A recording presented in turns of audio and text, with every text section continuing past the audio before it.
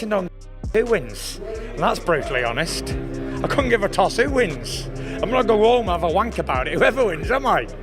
Tyson Fury cranks up the drama, calling out Daniel Dubois in a fiery challenge right after his rematch with Alexander Usyk. Continuing to build on this intensity, Tyson Fury confidently lays out his game plan, keeping his focus firmly on Alexander Usyk for now. However, the heavyweight champion has already made it clear that Daniel Dubois is next on his hit list, setting the stage for an even bigger showdown after Usyk. Tyson's eyes are on reclaiming the top spot in the heavyweight division.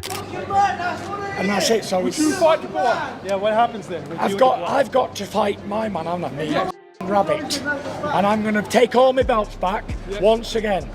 Guarantee you. Minus the IBF. Yeah, I'll get that back as well after.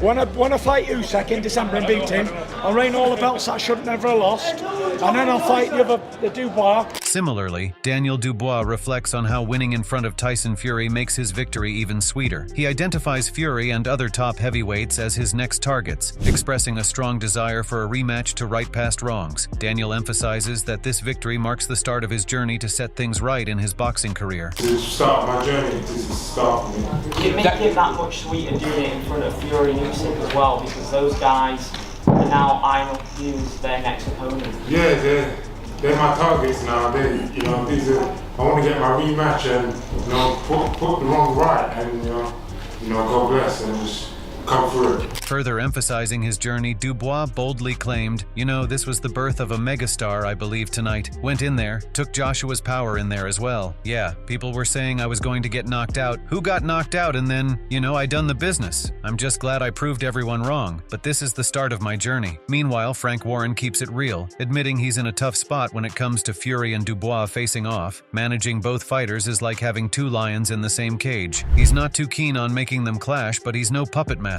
If these heavy hitters decide they want to throw down, it's on them, and Frank's just got to roll with it. Yeah, it all pans out. Well, what I mean is, with the British heavyweights, obviously right now, Dubois is the only one with the title, and Joshua has been the golden child here, and rightly so. Correct, for so long. And Tyson has. And but Tyson hasn't beaten Joshua, hasn't had an opportunity. No, he hasn't, but Tyson's got 94,000 people at Wembley to see him fight. Now that brings me to my next question, which I know is coming. You've got both of these fighters, especially if Tyson comes through in December. I've got to be honest, it's not a fight. It's a fight. I'm going to tell you the truth. I feel uncomfortable in making because of the two guys. I really would feel uncomfortable about that.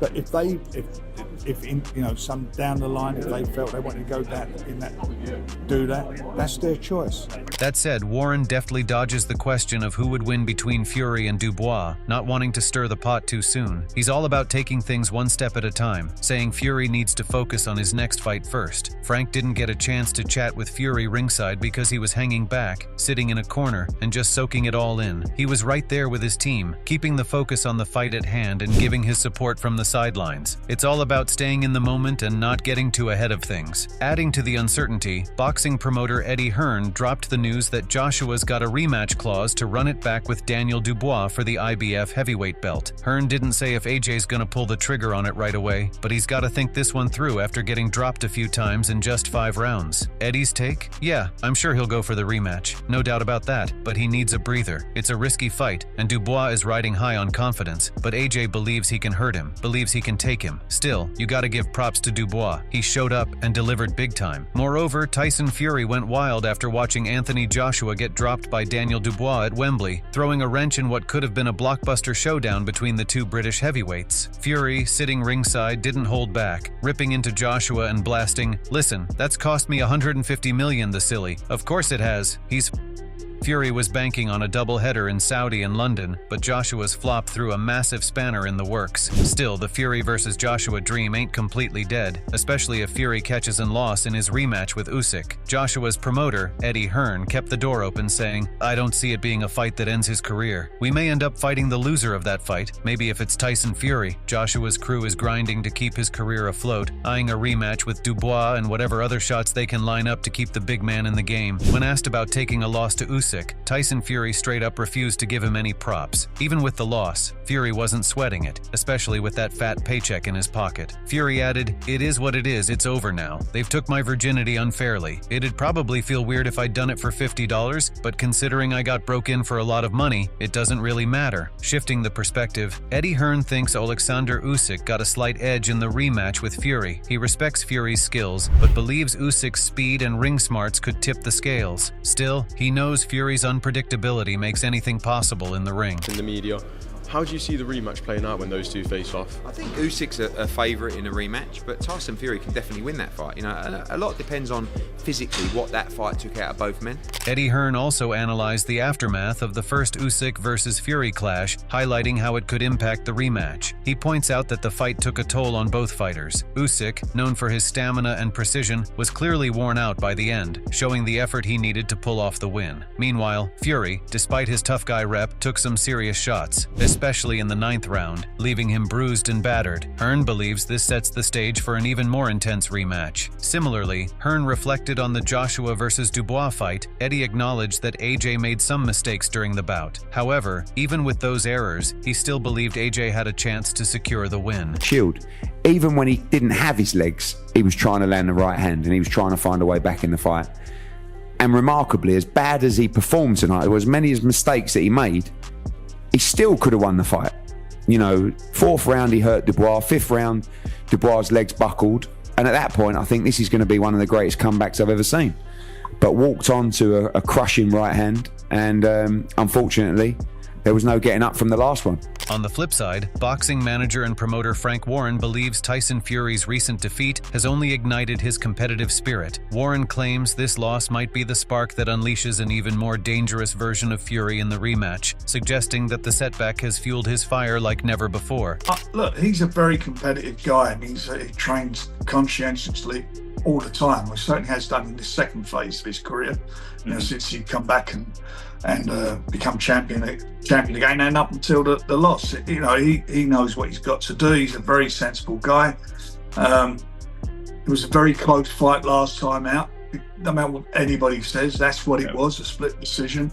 Reflecting on their previous fight, Frank Warren describes it as a razor-close contest. He points out that Fury had several chances to turn the tide, especially in the pivotal 7th round, where it seemed like he was closing in on a knockout. But then came a game-changing punch to Fury's nose, which completely threw him off his rhythm and shifted the fight's direction. Warren notes that this punch not only affected Fury's confidence, but set up a grueling 9th round. However, despite the setback, Fury's resilience came through, allowing him to dominate the final round and showcase his undeniable fighting spirit. Frank Warren suggests that Tyson Fury's taunting is more than just showboating. It's a deliberate mental tactic designed to destabilize his opponents and exploit their weaknesses. He probably has always done it, and that's how he is. You know, it's not just about fighting with it, it's also like a mental thing.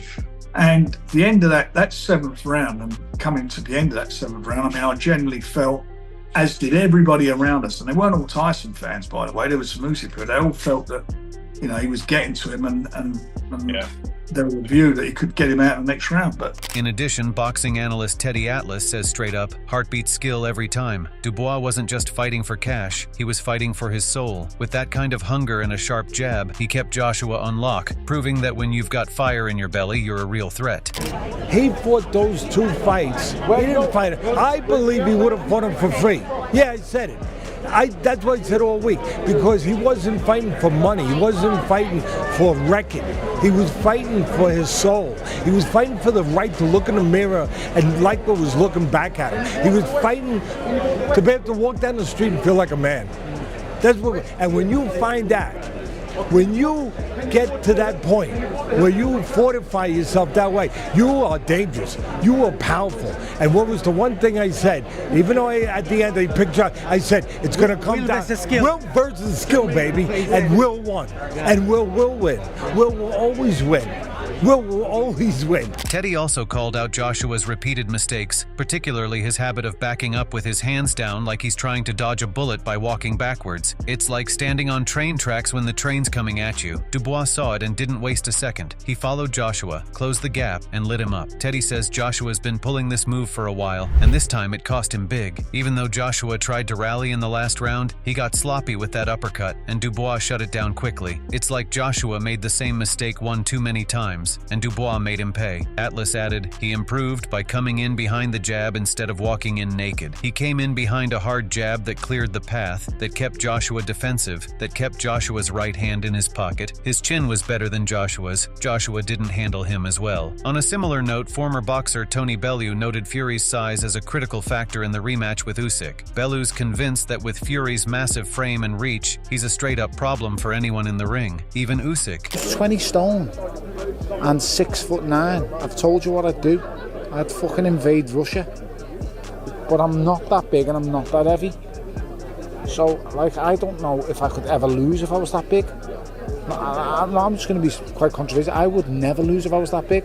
However, Bellew also expressed confidence in Usyk's ability to win again, this time even more decisively. He explains that Usyk's strategy of fighting on the back foot will pose a significant challenge for Fury. Bellew highlights that in their previous encounter, Usyk, despite being smaller, managed to walk Fury down and impose his will. This time, Usyk is expected to play to his strengths, utilizing his back foot style, which Bellew describes as a nightmare for Fury. Daniel Dubois' father, meanwhile, couldn't contain his pride in his son's performance, even when others doubted him. He was confident that Daniel would take the win, despite everyone expecting him to get knocked out. But after Daniel's incredible performance, those same doubters were silenced and made a quick exit from the arena. Daniel in the Lions Den. That's why we came out with Daniel in the Lions Den. I'm a great believer. I'm a great believer. I've got a lot of faith. And I knew tonight was Daniel's night. He was so because dominant. Everyone was saying he was going to get knocked out, and now they all got quiet and left the venue in 10 seconds.